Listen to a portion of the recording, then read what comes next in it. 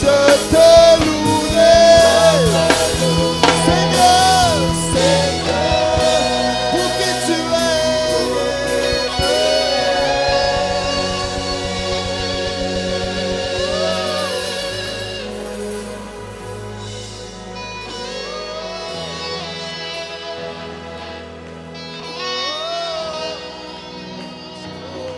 Oh, acclame le Seigneur.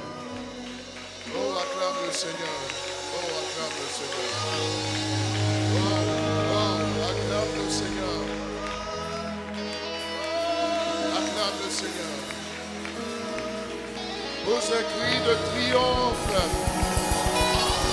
Pour ces cris de triomphe.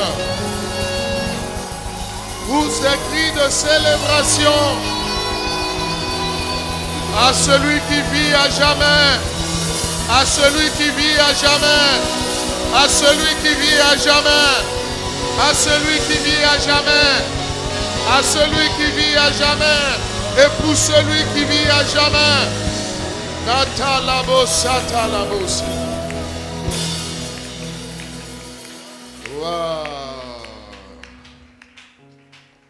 Reçois les honneurs. Reçois notre reconnaissance. Nous sommes d'arrache-pied et nous sommes encore là, Seigneur notre Dieu, pour une nouvelle année, pour de nouveaux projets, pour de nouveaux objectifs. Merci pour ta grâce qui est avec nous.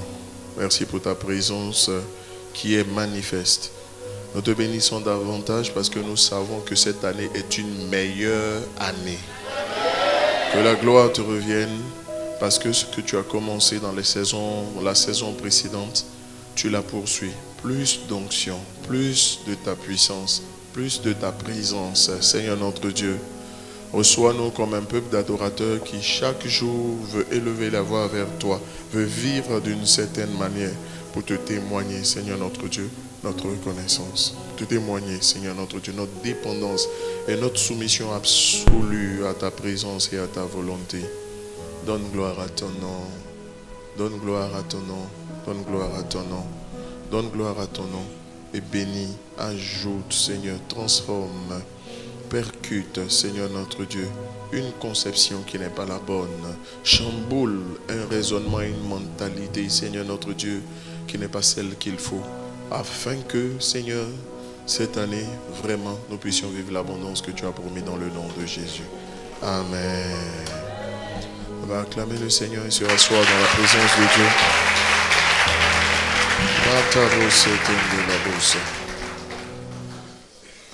Psaume 66, versets 10 à 12. Il dit, car tu nous as éprouvés, ô Dieu. Tu nous as fait passer au creuset comme l'argent. Tu nous as amenés dans le filet. Tu as mis sous nos reins un pesant fardeau. Tu as fait monter des hommes sur nos têtes. Nous avons passé par le feu et par l'eau. Mais, tu nous en as tirés pour nous donner l'abondance. Dis Amen à la parole. Tu nous en as tirés pour nous donner l'abondance. Remarquez bien ce verset, ce passage, par quoi il commence. Verset 10, il dit, tu nous as éprouvés. Tu nous as éprouvés. Il dit, Dieu nous a éprouvés.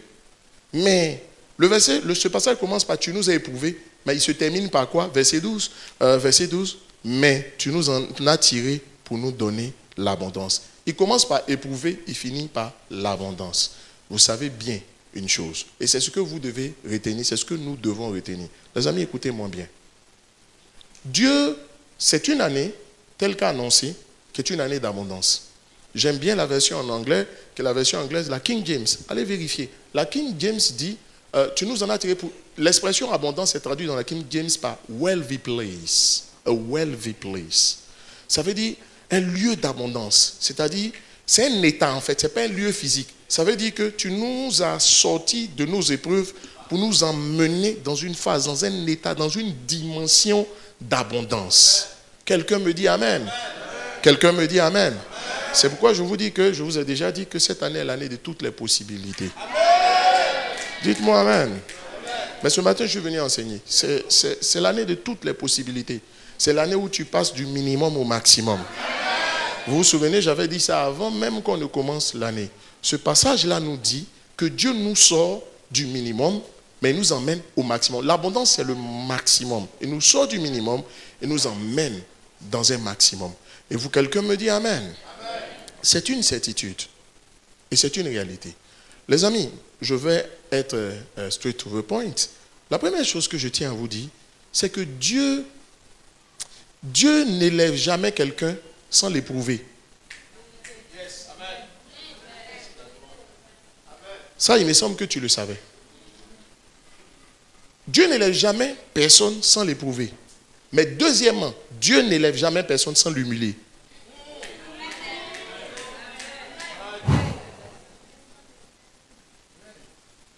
La vie nous enseigne. Et la Bible dit que les perfections invisibles de Dieu se voient à travers quoi? À travers la nature. C'est-à-dire, souvent pour comprendre certains principes spirituels, regardez autour de vous. Observez bien. Demandez à tous ceux qui ont atteint un certain niveau. Ce maximum, Dieu va le déplacer. Quelqu'un me dit amen. Amen. Même si vous avez l'impression que vous avez atteint comme un plafond dans votre domaine, Dieu va pousser encore le plafond. Parce que ce n'est pas encore fini, jusqu'à ce que ce soit fini. Dis-moi amen. Amen. Ça veut dire qu'il n'y a pas de limite. Il n'y a pas de limite. Mais Dieu n'a jamais éprouvé quelqu'un sans l'humilier, et sans l'éprouver, mais aussi souvent aussi sans l'humilier. Avant même que je ne puisse vous expliquer, je vous prendrai 2 cas de personnages dans la Bible qui ont vécu des situations similaires, différentes, mais à un même poste, à une même position. Vous remarquerez, selon les Écritures, vous remarquerez que Dieu n'a pas élevé, Dieu a élevé Saül sans l'éprouver.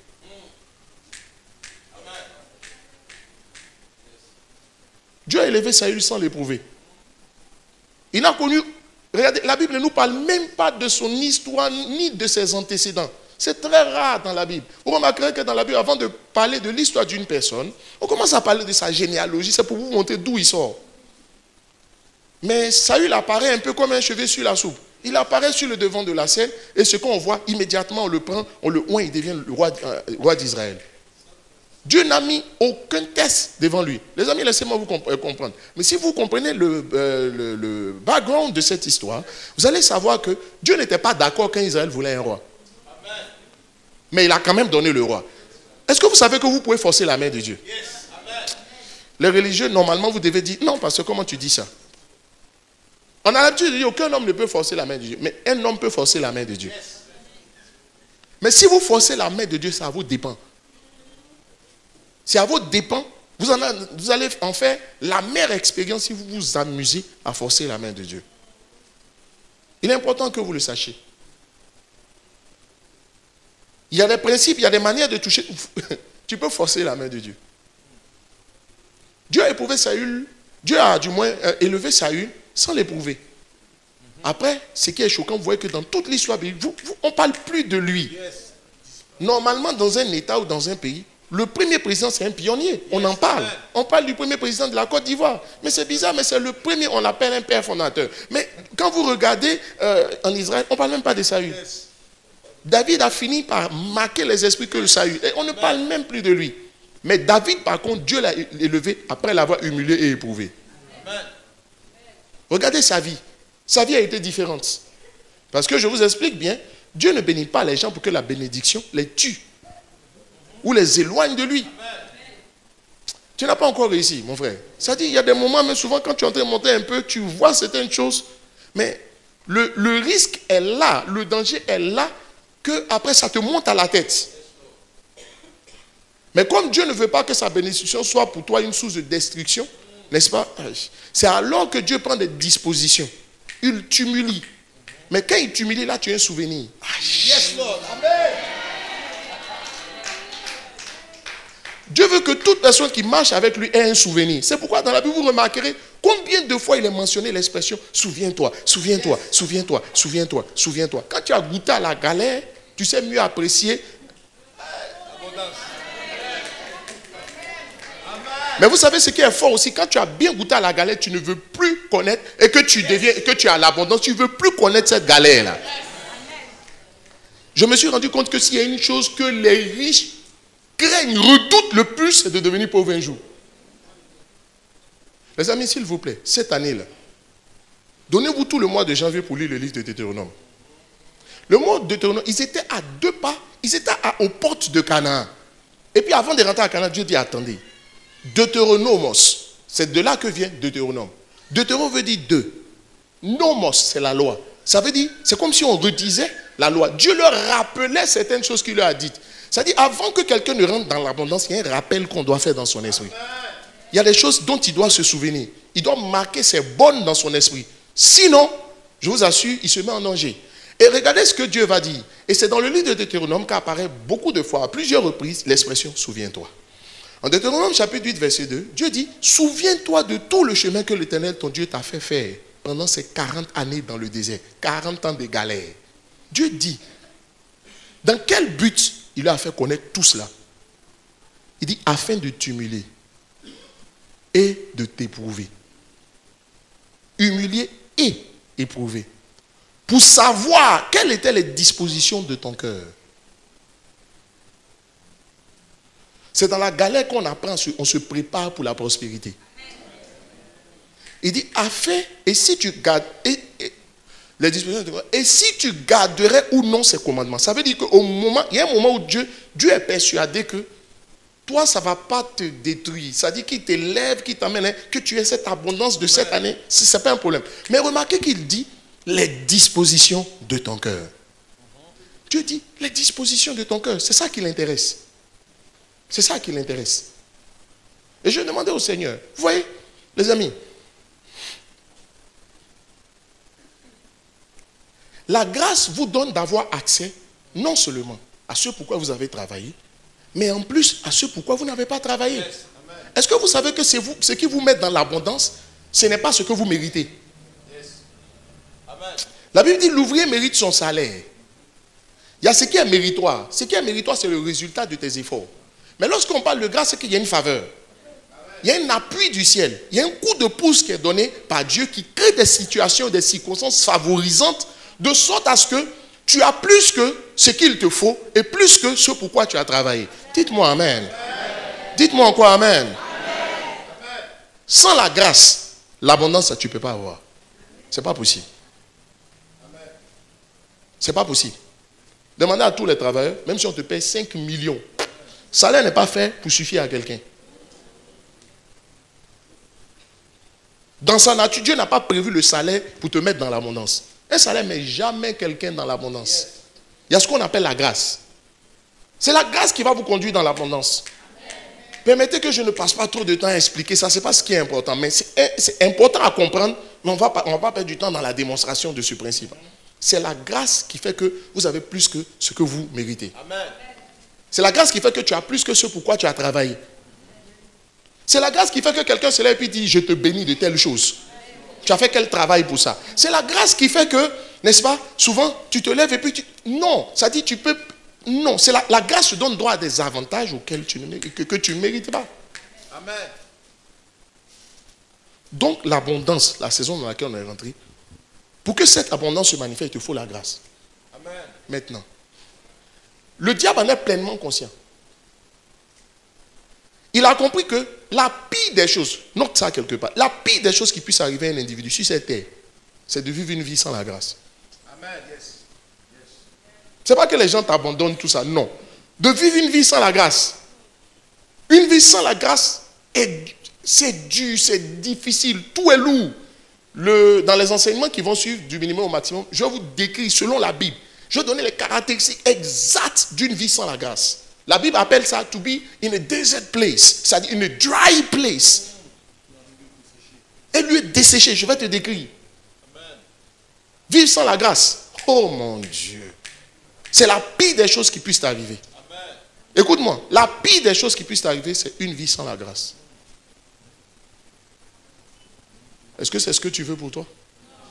Non. Maintenant, le diable en est conscient. Donc, qu'est-ce qu'il fera? Il va travailler à ce que tu aies une vie sans la grâce. Dès qu'il te prive de la grâce, c'est fini. Il contrôle ta vie et ta destinée. Que tu manges là, ça ne gêne pas le diable. Mais que tu manges et que tu fasses manger d'autres personnes, ça commence à gêner. Quand tu n'as plus juste la bénédiction, mais quand tu deviens une bénédiction pour les autres. C'est en ce moment-là que tu gênes le diable. Dites-moi amen. Écoutez-moi, dites-moi amen.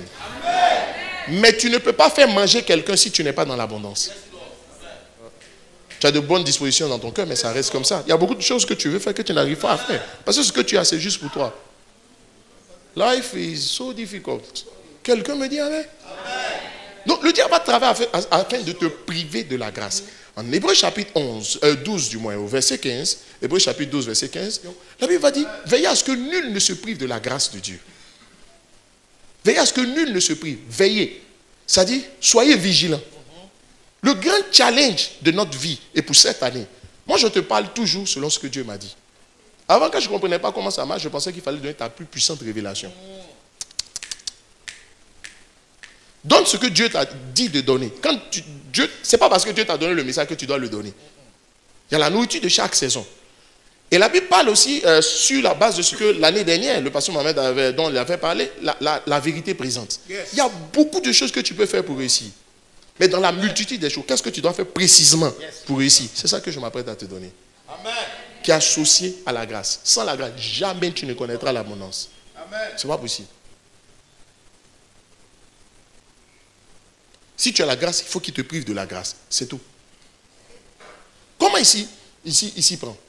C'est là que je reviens sur mon passage de Deutéronome chapitre 8 au verset 2. Deutéronome chapitre 8 à la régie. Il dit, le plus important pour Dieu, c'est de savoir quelles sont les dispositions de ton cœur. Et la Bible dit que garde ton cœur plus que toute chose, parce que c'est de là, c'est de lui que viennent les sources de la vie. Donc c'est simple. Le diable a compris que le plus grand obstacle à la manifestation de la grâce dans la vie d'une personne, ce sont les dispositions de son cœur, l'état de son cœur. C'est tout. Amen. Et c'est là-dessus qu'il va vous attaquer. Écoutez, celui qui cherche des grandes révélations, tu vas avoir tes grandes révélations. Mais je te dis, qu'est-ce que tu cherches entre les grandes révélations et le résultat? Moi, je préfère les résultats. Amen. Et c'est là-dessus que je te parle. Quelles sont les dispositions? Ce qui prive de la grâce, ce sont les dispositions du cœur. Sinon, l'état de ton cœur.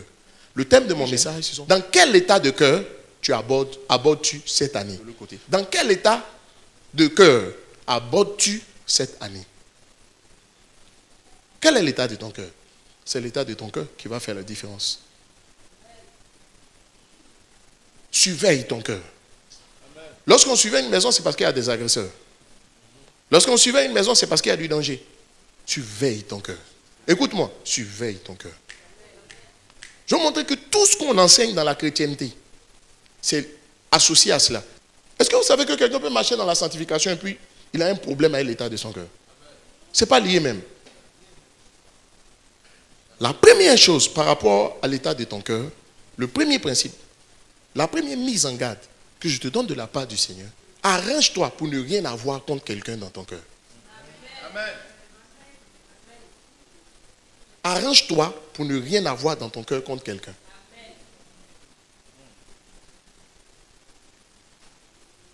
Arrange-toi pour ne rien avoir dans ton cœur contre quelqu'un.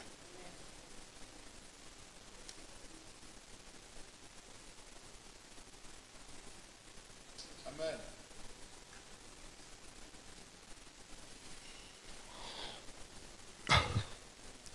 Pendant longtemps, je me suis posé la question de savoir comment est-ce que, par exemple, quelqu'un qui a l'amertume, la frustration ou l'aigreur, en quoi ça peut le priver de la grâce? Je ne comprenais pas. Il y a ce que le verset dit, et puis il y a ce que vous comprenez du verset. Je vous ai toujours dit, quand vous avez une compréhension de quelque chose, il y a la foi de la chose qui vient. Il dit, à ce qu'aucune racine d'amertume poussant des rejetons ne produise du trouble, et que plusieurs en soient infectés. Soit dit en passant, si tu es amer, il faut garder ton amertume pour toi seul. Il ne faut pas aller rendre d'autres amers. Alors, ce n'est pas le but. Il dit ceci, que l'amertume, il dit, veillez à ce que nul ne se prive de la grâce, et puis il parle d'amertume. Mais l'amertume touche ce qu'on appelle l'état de ton cœur. C'est des sentiments que tu développes en toi. Je cite toi particulièrement ce matin. L'amertume, l'aigreur, la frustration. Il dit ces choses-là. L'état de ton cœur est déterminant dans la conservation, dans la privation de la grâce. Le tout n'est pas d'avoir la grâce, il faut la conserver.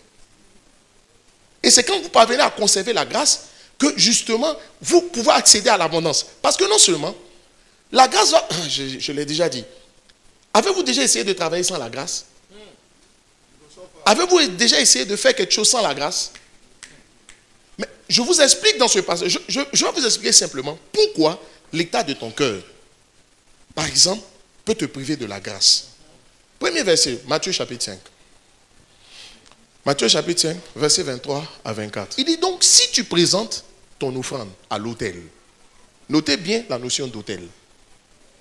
Si tu présentes ton offrande à l'autel, et que là, tu te souviennes que ton frère a quelque chose contre toi, on dit dépose, laisse là ton offrande, et va d'abord te réconcilier avec ton frère, puis viens présenter ton offrande. Ça veut dire quoi? Ce verset veut simplement dire que quand on sème, Dieu bénit. La Bible dit, ce qu'un homme sème, il le moissonnera. Ça veut dire quoi? Il ne faut pas espérer moissonner ce que tu n'as pas sémé. Moi, je ne parle pas en mal, je parle des bonnes choses. Il ne faut pas espérer moissonner quand tu n'as pas sémé. C'est ce que ça veut dire.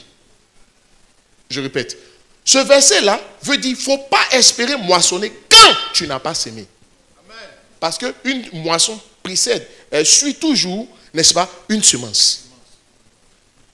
Mais même si la semence est une puissante clé d'ouverture des portes, il dit laisse là ton offrande. Pourtant, l'offrande est importante pour l'autel. L'église fonctionne comment? Comment une église vit? Sur la base de ce que les gens, de ce que apportent les fidèles. Mais Dieu est tellement intelligent. Quand Dieu a fait son église, il sait que toute structure se finance. Comment est-ce qu'il a défini le financement de l'église? Dîme, offrande, semence, prémisse. C'est comme ça qu'il a vu, pour voulu que. C'est pour ça que je dis, les amis, moi je suis prudent. Hein? Quelqu'un dit, moi j'ai jamais vu Dieu qui a dit, allez faire chant pour financer l'église. Ça ne veut pas dire si tu fais chant pour financer l'église, ça ne va pas marcher. Je suis pour le fait qu'à un moment donné, on fasse des affaires. Mais, si Dieu ne t'a pas donné le réma personnel, le problème c'est est-ce que tu as reçu ça spécifiquement du Seigneur? Si moi je n'ai pas reçu, je ne ferai pas. Mais je crois en un Dieu qui finance son œuvre. Amen. Quand on parle de provision, provision. Pro, ça veut dire pour. Pour veut dire en faveur de. Yes. La provision, donc, c'est tout ce que Dieu donne pour et en faveur de la vision. Yes. Je parlais à des amis parce que j'ai dit, mais qui vous a dit que c'est tous vos messages que vous donnez là qui fait que les gens donnent? Dès que Dieu voit une vision, il donne tout ce qu'il faut pour la vision. Donc, la seule raison pour laquelle Dieu donne l'argent à quelqu'un, c'est quand il voit une vision. Puisque la provision, c'est ce qu'il faut pour la vision. S'il n'y a pas la vision, on amène la provision pourquoi? C'est pour que tu t'enrichisses. Non, il ne m'a pas compris. Qui m'a compris? C'est pourquoi tu pries pour sortir de la galère. La clé, c'est la vision que Dieu va voir, que tu as. Si tu n'as pas de vision, on ne peut pas te donner ce qu'il faut pour la vision. Amen. Même si le temps fait 1 milliard, et que la vision vient de Dieu, les 1 milliard vont sortir. Amen. Je peux poursuivre. Ça veut dire que tu peux s'aimer, et puis il n'y a rien qui se passe. Tu peux donner ta dîme, puis il n'y a rien qui se passe. Donc, ce qui ouvre là, ça dit comment tu t'es privé donc de la grâce à travers ton offrande. C'est le fait que tu as de mauvaises dispositions dans ton cœur. Tu as quelque chose contre quelqu'un dans ton cœur, puis tu allais faire ton offrande. Aucune offrande ne porte du fruit tant que la personne qui va faire son offrande ou sa sémence a quelque chose dans son cœur contre quelqu'un. Ça veut dire quoi? Pourtant, tu as vu que ta clé, c'est l'offrande. C'est la sémence. Quelqu'un, tu es d'accord avec ça? Mais tu fais, puis ça ne produit pas de fruit. Pourquoi ça n'a pas produit de fruit? Parce que tu avais quelque chose dans ton cœur contre quelqu'un. Je vais ouvrir un peu encore plus tes yeux par le Saint-Esprit. Matthieu chapitre 23. Il dit insensé. Bon, excusez-moi, ça commence par insensé. Insensé et aveugle. Lequel est le plus grand? L'or ou le temple qui sanctifie l'or? Si quelqu'un, dites-vous, il dit vous dites que si quelqu'un jure par l'autel, ce n'est rien. Mais si quelqu'un jure par l'offrande qui est sur l'autel, il est engagé. Il dit insensé. Il dit aveugle. Vous ne comprenez rien. Vous pensez que l'argent... J'arrive. Verset suivant. Il dit, lequel aveugle, lequel est plus grand? L'offrande ou l'autel qui sanctifie l'offrande? Qu'est-ce qui sanctifie l'offrande? Je vous pose la question. Qu'est-ce qui sanctifie l'offrande? C'est l'autel qui donne de la valeur à l'offrande. Mais tu sais c'est quoi qu'est l'autel? C'est ton cœur. Amen. Ça veut dire quoi? Tu as beau emmener faire des semences. Ce qui fait que Dieu agrée ton offrande, ce n'est pas le fait que tu aies fait l'offrande, mais c'est de quel cœur tu es venu faire ton offrande. Dans quel état était ton cœur? Comment on se prive de la grâce? À partir de l'état de son cœur. Tu as quelque chose dans ton cœur contre quelqu'un, tu t'en vas s'aimer. Il faut savoir que c'est l'autel, le cœur qui sanctifie l'offrande. Parce que ce qui n'est pas sanctifié, Dieu ne va pas prendre. Tu sais. Bon, j'avance un peu. Autre verset. Marc chapitre 11. Merci. Marc chapitre 11, verset 25. Et lorsque vous êtes debout faisant votre prière, si vous avez quelque chose contre quelqu'un, il dit quand tu pries, là, il y a des moments où tu pries, ta prière n'est pas exaucée parce qu'elle est puissante ou bien l'onction s'est dégagée. Mais quel était l'état de ton cœur? Est-ce que tu avais quelque chose contre quelqu'un quand tu priais? Si tu avais quelque chose contre quelqu'un au moment où tu priais, il faut savoir une chose. Ta prière, là, elle sera inefficace. Improductive, stérile. Elle perd automatiquement sa capacité à produire du fruit. Or, vous savez que la prière est puissante. Oh, moi j'aime la prière. C'est là où l'humanité rencontre la divinité afin que quelque chose se passe. Tu allais jeûner, tu allais prier, zéro. Tu allais faire retraite, zéro. Voilà, dans chaque livre, il y a des recommandations. J'ai écrit aussi, il y a avant-propos. Avant d'écrire le livre, ce qui intéresse les gens, il y a préface. Il y a préface. Après préface, si tu ne sais pas souvent, il y a prélude. Je ne sais plus comment on appelle. Préambule, merci. Il y a préambule, tout ça dedans. Ça veut dire avant de lire, il y a pré. Ce qui se fait avant. On enseigne aux gens de jeûner, on enseigne aux gens de prier. Et c'est bien. Mais on ne leur enseigne pas les préalables à la chose. Amen. Il y a d'autres qui sont fatigués. Où ils sont fatigués. Ils ont jeûné, ils ont sémé. Ils disent, ils ne voient rien. Quand c'est comme on accuse le pasteur. Quand toi tu as fait tes offrandes, ça marche ou ça n'a pas marché. Ça marche toujours. Donc ça veut dire si ça ne marche pas, pour toi, ça marche pour quelqu'un. Dites-moi amen. Dites-moi amen. Donc vous voyez comment on se prive de la grâce juste à partir de l'état de son cœur. Mon but c'est de te montrer. Il y a des versets bibliques que vous comprenez. Je le comprenais, mais c'était pendant les funérailles de mon père. Je parlais à un multimillionnaire, milliardaire. Et c'est là que je lui ai dit, mais comment tu as fait? Le Saint-Esprit me poussait à lui poser des questions. Je lui en ai posé 3. Là-dedans, il m'a dit ceci. Lui, dans sa vie, il ne se donne pas le temps de garder quelque chose dans son cœur contre quelqu'un. C'est ça que j'ai dit, c'est le réma de garde ton cœur plus que toute autre chose. Ne te prive pas de la grâce de Dieu. Je me suis rendu. Et puis quand il parlait, il dit, c'est la grâce de Dieu. Aujourd'hui, un milliardaire, personne ne l'a fait. Il dit, c'est la grâce de Dieu. C'est la grâce de Dieu. Il dit, la meilleure des choses qui lui sont arrivées, c'est qu'il se soit converti. Mais très tôt. J'ai dit, toi aussi tu es converti comme moi. Deuxième chose. Et une chose qui m'a marqué aussi. Les amis, la fidélité, ça paye.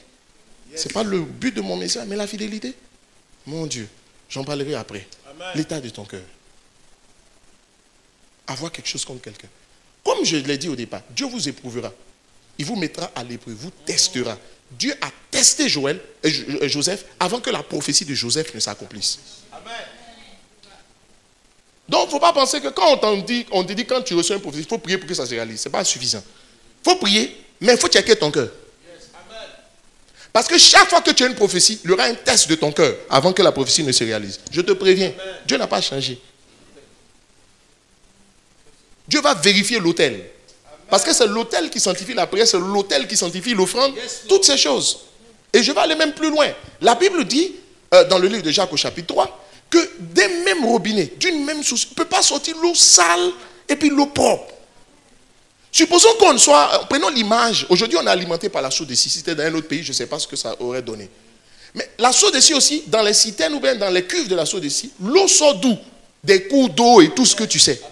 Parce que l'homme n'a pas produit l'eau. L'homme a utilisé l'eau que Dieu a mis dans la terre pour... Quelqu'un me dit amen. Souvent tu remarques que quand on a coupé de l'eau, c'est qu'il doit avoir un problème. Mais l'eau qui sort après une coupure d'eau, ce n'est pas propre. Personne ne boit ça. Maintenant, l'eau que tu reçois qui sort de ton robinet, ça sort de quelque part. Tu sais c'est quoi la cuve, la citerne de la source de cire? C'est ton cœur.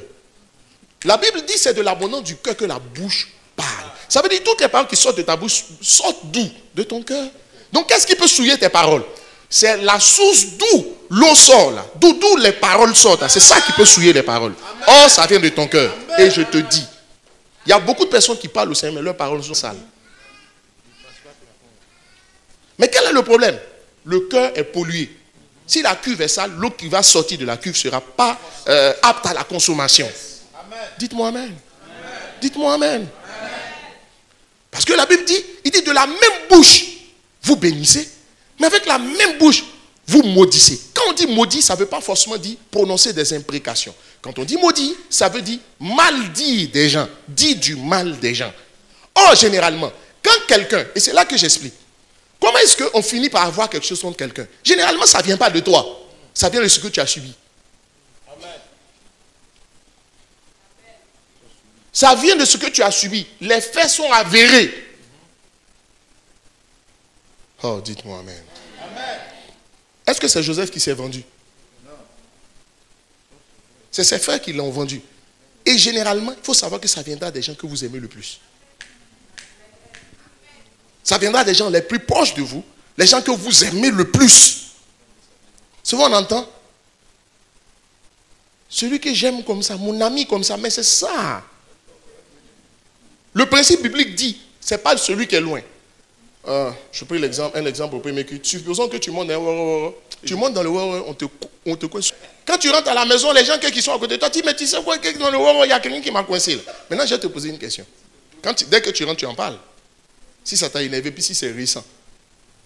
Mais la plupart du temps, le temps que tu rentres à la maison, toujours quand même tu oublies. Mais si quand tu rentres à la maison, dès que tu rentres, tu dis, la nuit avant de dormir, tu dis encore. Le lendemain, tu dis, que la femme, pourquoi elle m'a coincé comme ça? Je veux dire, généralement, on ne perd pas du temps.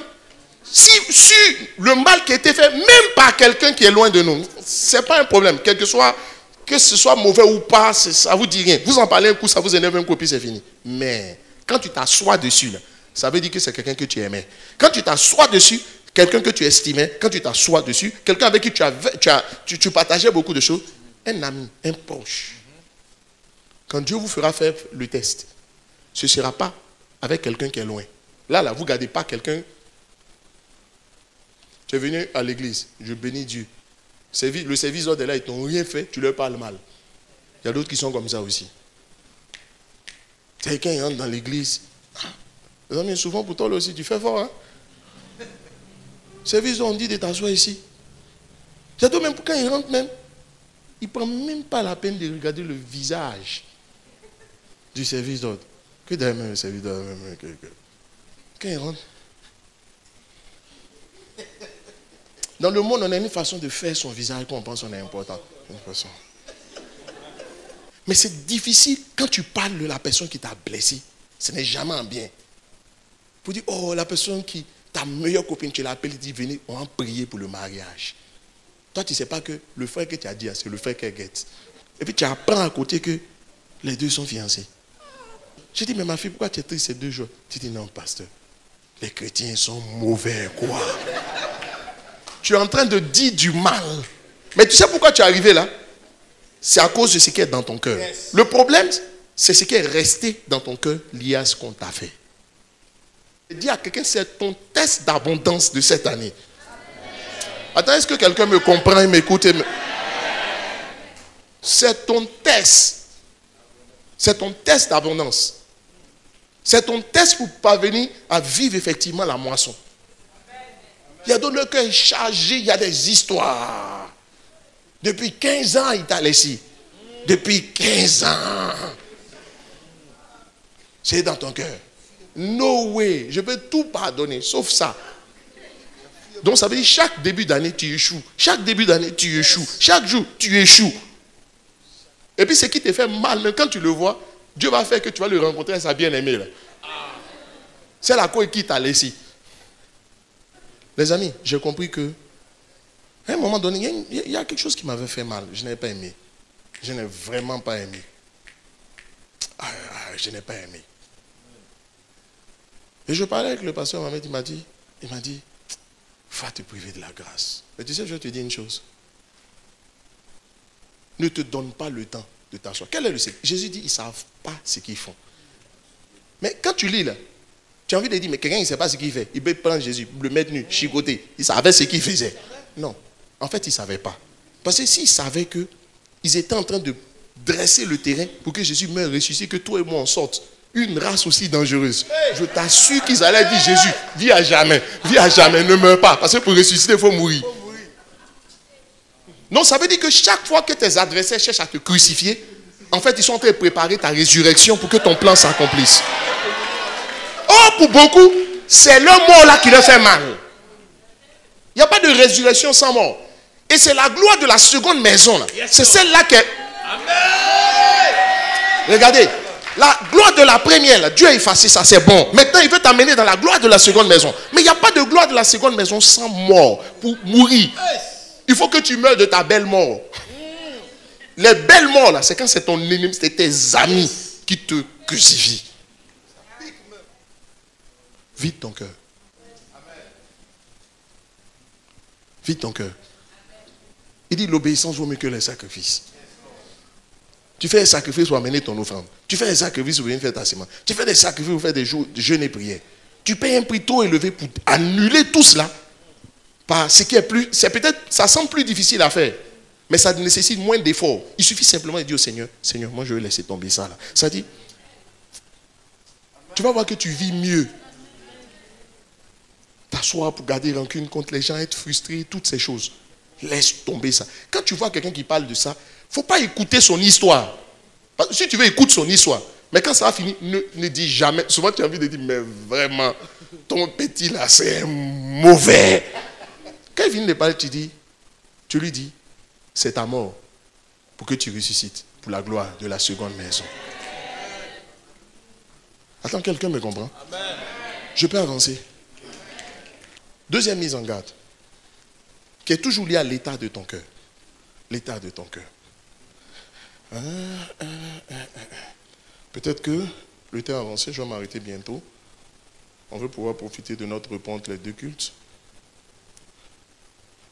Vous avez déjà, je trouve le verset d'abord. Oh mon Dieu. C'est souvent si simple de faire des choses simples, mais on aime faire ce qui est beaucoup plus compliqué. Moi je dis, c'est fini. Personne n'aura le bonheur de me voir garder quelque chose contre lui. Et souvent le secret, il faut parler aux gens, dans l'amour quoi. Ça dit, s'il y a quelque chose, parle aux gens. On dit, il accorde au contraire une grâce il accorde au contraire une grâce plus excellente. Une grâce plus excellente. Une grâce plus excellente. Donc il y a les grâces et il y a les grâces excellentes. Une grâce et une grâce excellente. Plus excellente. C'est pourquoi l'Écriture dit, Dieu résiste aux orgueilleux. Mais il fait grâce aux humbles. Je vous pose une question. Ça veut dire qu'aux humbles, il fait grâce.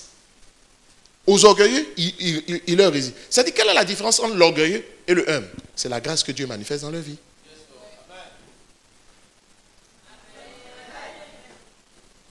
Dès l'instant où Dieu vous prive de la grâce, c'est fini. C'est fini. L'apôtre Paul dit, je suis ce que je suis par la grâce de Dieu. Et il dit, je n'ai pas considéré en vain cette grâce. J'aime ça. Il dit, et sa grâce envers moi n'a pas été vaine. Il dit, je n'aurais pas pu faire ce que j'ai fait sans la grâce. Oh, l'orgueil fait en sorte que Dieu retire la grâce. C'est la même personne, mais sans la grâce. Ce n'est pas le même résultat. Ce n'est pas la même vie. Ce n'est pas la même réussite. Et il dit, quant à l'orgueilleux ou bien le humble, la différence c'est que Dieu donne pas seulement une grâce excellente. Yes. Amen. Ça veut dire la qualité de la grâce de Dieu. Dieu donne à celui qui manifeste l'humilité. Quand je parlais à ce milliardaire, j'ai compris qu'une de ses clés aussi, c'était l'humilité. Moi, j'ai fait un constat. Tous les milliardaires que j'ai rencontrés, tu ne sentiras jamais par leur habit. Jamais.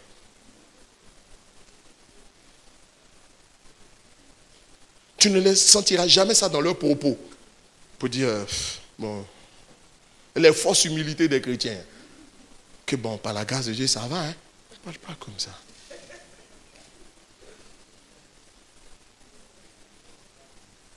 Quelqu'un me suit? Il y a des choses que Dieu ne vous donnera jamais quand vous faites du bruit. Ça s'appelle l'humilité. Et je vais vous donner des points très simples.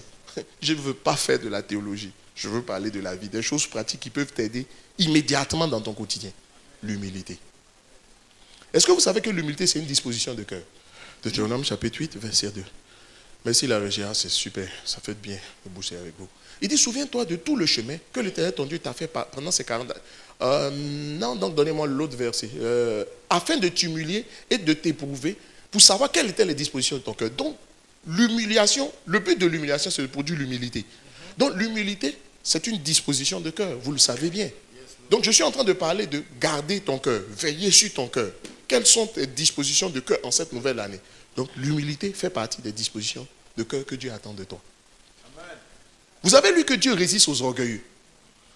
Je vous ai dit, la différence, c'est la grâce. Pourquoi Dieu résiste aux orgueilleux? Je vais vous expliquer. Avant de vous donner des points. La première raison pour laquelle Dieu résiste à l'orgueilleux, c'est que l'orgueilleux fait comme si ce qu'il est devenu, là, c'est sa propre force. Il y a 3 formes d'orgueil. Allez sur le net. Le pasteur Mohamed a prêché un enseignement, a enseigné orgueil et humilité. Écoutez cet enseignement. Je ne vais pas reprendre ça. Il dit, souviens-toi de l'Éternel ton Dieu, car c'est lui qui te donnera la force pour les acquérir. Ça veut dire tout ce que tu as acquis dans ta vie. C'est un rappel. Il faut que tu saches que c'est à cause du Seigneur. C'est la force que Dieu t'a donnée. C'est ça qui t'a permis de les acquérir. L'intelligence que Dieu t'a donnée, la sagesse que Dieu t'a donnée, l'opportunité que Dieu t'a donnée, les contacts que Dieu t'a donnés. Tu as fait un contact comme ça. C'est la main de Dieu, c'est la grâce à l'œuvre. Tout ce pourquoi tu n'as pas travaillé que tu reçois, là, ça s'appelle la grâce. C'est un coup de pouce du ciel, c'est un appui de Dieu pour que quelque chose de grand se produise dans ta vie. Parce que Dieu sait que par toi, tu ne peux pas. Je dis, camarade, souviens-toi, hein? Il faut que tu te souviennes. Dieu résiste aux orgueils parce que l'orgueil veut dire que tout le mérite lui revient. Alors que tout le mérite revient à Dieu. Tu dis, je suis intelligent.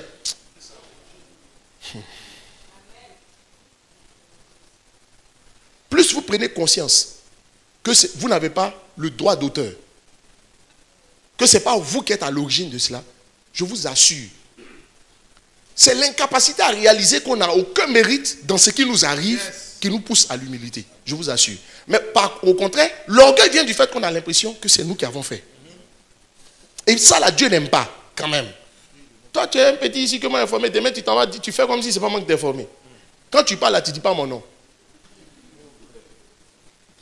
Je parle de manière générale. C'est comme si je m'arrête quelque part et puis je fais comme si c'est moi-même qui me suis fait. C'est ce que Dieu fait sur certains. Il dit, hein, c'est toi. Ok.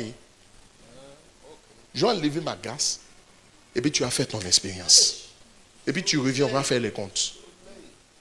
Mon frère, si Dieu a enlevé le soleil sur ta tête, tous les jours tu seras dans l'obscurité. Hein? Ah. Deuxième raison pour laquelle Dieu résiste aux orgueilleux, je vous donne ça rapidement parce que le temps avance. La deuxième raison, c'est parce que l'orgueil n'est jamais reconnaissant à Dieu.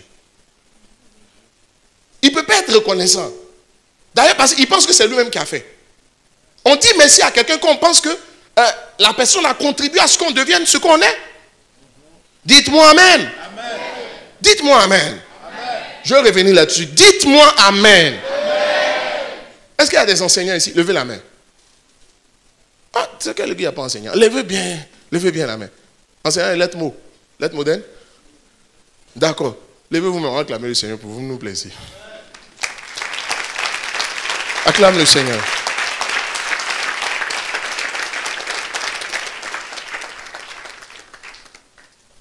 Moi, mon père était enseignant. Mais j'ai fait un constat. Il n'a jamais souhaité que nous, on soit enseignants. Ils ont l'habitude de dire que c'est un métier ingrat. Parce que les petits que tu as formés, là, dans 3 ans, il va venir passer devant toi et ta voiture. Ça dépend du niveau. Moi, merci Dieu, vous pouvez vous asseoir. Ça s'appelle un métier ingrat. C'est ce qu'ils disent. Moi, j'ai souvent entendu mon père le dire. Bon, en fait, il était tellement fan de l'enseignement que ça ne lui faisait rien. Parce que sa passion était plus forte que les coups qu'il pouvait prendre. Enfin, les frustrations qu'il pouvait prendre.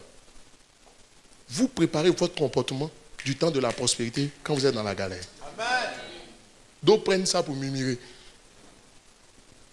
Mais il y a d'autres qui comprennent. Dieu veut notre reconnaissance. L'orgueil n'est pas prêt à dire merci. Mais parce qu'on dit merci à quelqu'un quand tu penses qu'il a fait quelque chose pour toi. Mais quand quelqu'un ne pense pas que tu as fait quelque chose pour toi, pourquoi il va te dire merci? C'est inutile. Donc, premièrement, non seulement tu n'es pas reconnaissant, mais en plus, tu fais comme si tu avais un mérite dedans. Tu vas voir. C'est pourquoi la Bible dit Dieu, il retire sa grâce. Amen. La grâce excellente, il retire, puis il donne à celui qui est une grâce excellente. Mais comme elle est excellente, ce qui est excellent te met au devant de tout le monde. Amen. Finalement, quand on fait le point, on voit que tu dépasses tout le monde. Les gens ne comprennent pas. Amen. L'humilité. Je vous donne quelques points. Et c'est là que je m'arrête. De toute façon, ça fait longtemps que je parle. Régis, premièrement, vous n'avez pas la grosse tête. Est-ce que vous savez que devant Dieu, le riche et le pauvre, Dieu ne se tombe même pas pour que le riche l'influence. Vous savez pourquoi? Pour m'expliquer ça, le Saint-Esprit m'a pris une image. Il dit, regarde, quand tu es dans l'avion et que l'avion prend de la hauteur, et que de l'avion, tu plonges le regard vers le bas. Est-ce que tu sais que toutes les maisons ont la même taille? Le château, la baraque, le cagibi, eux tous ont la même taille. Il dit c'est comme ça où de ma position où je suis, moi Dieu, quand je regarde la terre, je ne vois pas qui est grand, qui n'est pas grand. Tout le monde est le même à mes yeux. Dites amen, il n'a pas compris l'image. Le ciel est quand même le trône de Dieu. Et de son trône, quand il regarde là, autant tu vois toutes les maisons qui se ressemblent. Un château, une petite maison, tout se ressemble. C'est pourquoi personne ne peut influencer Dieu. Amen. Mais pourquoi je vais loin? Il faut regarder le drone, on a pris le 31 sur le net. Quand tu regarde les images, c'est les mêmes têtes. Chaque homme est représenté par un point noir. On ne sait pas si ce point noir, si c'est un champion, si c'est lui qui est le président, si c'est lui qui est le balayeur, tout ça, tout le monde est la même chose. C'est pourquoi Dieu n'est pas influencé par les titres des gens. Dieu n'est pas influencé par les positions des gens. Parce que, oh my goodness. Oh my goodness. Et voici encore le Seigneur me disait, il dit, tu sais, il y a beaucoup qui disent, Seigneur, quand tu vas me bénir, la façon dont je vais donner. Il dit, quand tu fais cette prière, tu sais ce que lui te répond. Il dit, tu sais ce que je réponds aux gens? Ce que tu n'as pas pu faire aujourd'hui. Tu ne le feras jamais demain. Même si tu penses que tu le pourras. Il dit c'est pourquoi, dis-le, ils n'ont qu'à commencer à faire aujourd'hui. Pour que je vois que je peux te faire confiance pour demain. Donc Dieu te bénit un peu, puis il voit comment tu te comportes.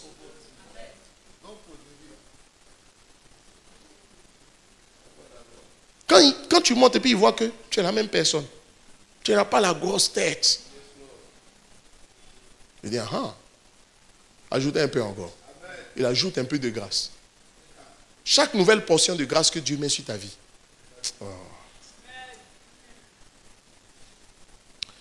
Deuxièmement, ne vous exposez pas, n'exposez pas ce que vous avez ou bien ce que vous pouvez. Surtout ne parlez pas de vous. Vous savez, nous on est un prédicateur. Souvent pour donner du poids à ce qu'on dit, on est obligé de prendre des exemples sur nous. C'est pourquoi on parle de nous. Il faut bien comprendre aussi ce qu'on fait. Dans mon livre que j'ai dit, exprès, je ne mettrai pas de témoignages sur moi. C'est volontaire.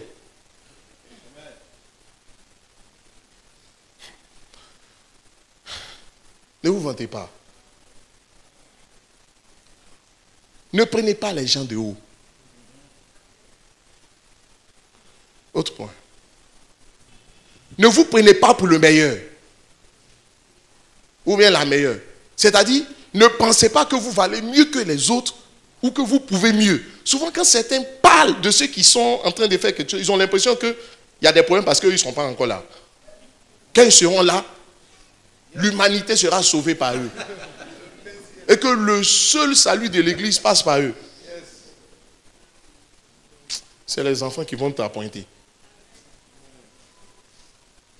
Quand quelqu'un parle comme ça, laisse-le même. C'est lui qui va tout gâter.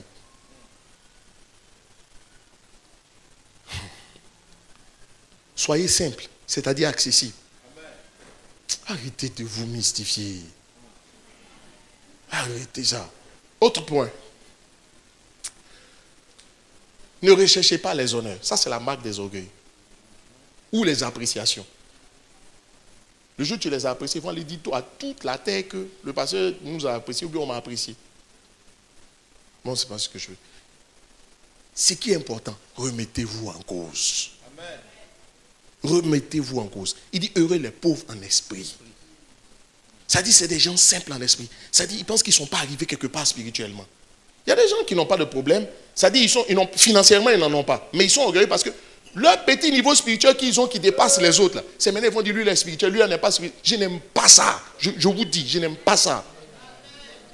Je n'aime pas ça même. Vous savez, ça peut être vrai, mais la manière de le dire, le fait de le dire, là même, ça me dérange. C'est que les gens ne sont pas spirituels ici. Quand quelqu'un dit les gens, là, je peux t'assurer, il n'est pas dans les gens. C'est tout le monde sauf lui.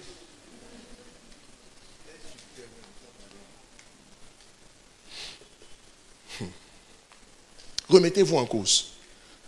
Ça dit, donc tu sais quoi? Le Saint-Esprit m'a parlé. Il dit, cette année-là, celui qui va se remettre en cause avec un cœur d'enfant, tu vas redécouvrir le Seigneur comme tu ne l'as jamais connu.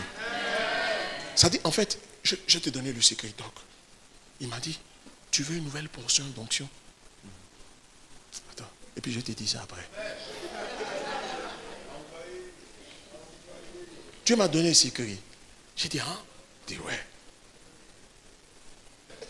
Ça dit, et puis, ne croyez pas. Surtout, ce que vous devez le plus craindre, il y a l'orgueil vis-à-vis des autres, l'orgueil vis-à-vis de soi-même, et puis l'orgueil vis-à-vis de Dieu. Le pasteur Mohamed en parle. Écoutez l'enseignement, c'est un puissant enseignement. Comme il a déjà enseigné, je ne vais pas venir redire. Tu sais où ça se trouve, donc il te montre la route. Ça dit, quand vous devenez trop important à vos propres yeux, regardez une chose, quand Saül ne se croyait pas trop important à ses yeux, lorsqu'on venait pour le roi d'Israël, vous savez quoi? Il allait se cacher derrière les sacs. Maintenant, comme il pense qu'il est devenu important, il vient et dit, honore-moi devant le peuple. On dit, tu as péché, répands-toi. Il dit, bon, ce qui est sûr, ça ne fait rien. Mais d'abord, honore-moi devant le peuple d'abord.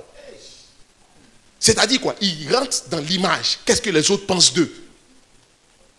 Et c'est ça qu'ils prennent pour entretenir leur vie au quotidien. Regarde ce que tu es devenu. Tu n'es plus ce que tu montres, ce n'est pas toi. Tu es devenu hypocrite. Tu n'es plus vrai. Dieu n'aime pas les gens qui ne sont pas vrais. Ça dit, mais ce que tu entretenais, c'est devenu tel que même quand tu es faible, tu ne peux pas venir dire pourquoi on t'aide. Parce que tu t'es présenté en hyper dangereux. Le sauveur de l'assemblée. Et David avait compris ça. C'est pour ça que Dieu le rendait toujours. Quand David savait d'où il venait. Quand Dieu l'a élevé, ça ne l'a pas gêné de venir danser devant tout le monde. Dieu regarde chacun de nous. Tu vois, il y a d'autres, c'est rempli dans leur cœur. Ils ne parlent pas, hein? Mais c'est là. Ils attendent. Le jour où vont s'évanger. En 1 Samuel, Michal s'est plaint devant David pour dire, comment tu peux danser? Regardez la réponse de David, j'ai trop aimé. David va lui dire, verset suivant, David va répondre, c'est devant l'Éternel qui m'a choisi de préférence à ton père. Les amis, je vais vous dire quelque chose. Cette année, ne laissez pas l'ambition vous conduire. Quand je venais, j'ai vu une pancarte, on dit soyez ambitieux. On va te dire de ne pas être ambitieux, mais il faut préférer la vision. Écoute la voix de ta destinée. Celle elle est suffisante pour t'emmener à te transcender. Que la voix de ta destinée crie plus fort que la voix de tes ambitions. Moi, c'est ce que j'ai reçu pour cette année. La deuxième chose, Dieu m'a dit, il dit, ne cherche même pas à réussir. Il dit, mais est-ce simplement une conscience plus élevée de ton appel et de ta mission? Et travaille avec le sens de l'urgence.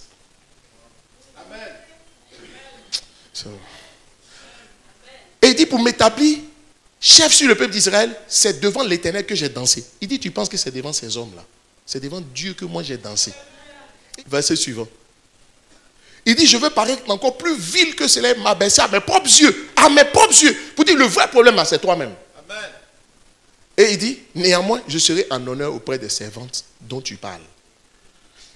Maintenant, regardez le verset qui suit. Ça doit donner à réfléchir à tout le monde. Quel lien avec le verset qui arrive? Or, Michal. Le or, là, c'est quelle phrase qui commence par or? Or, là, on sait en français, c'est explicatif. Dans une démonstration, on dit or. Je dis tant, or, pour marquer comme une rupture avec une réalité précédente. En fait, la Bible nous dit la raison pour laquelle elle n'a jamais enfanté dans sa vie, c'est ce jour-là. Oui, c'est ce jour-là qu'elle a perdu.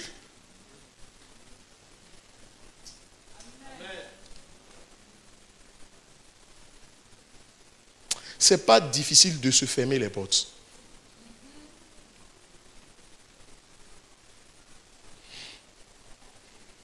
Que l'humilité nous habite. Que dans notre cœur, nous ne gardons rien contre quelqu'un. Ce n'est pas à eux qu'on fait du bien, c'est à nous-mêmes. C'est une question de grâce.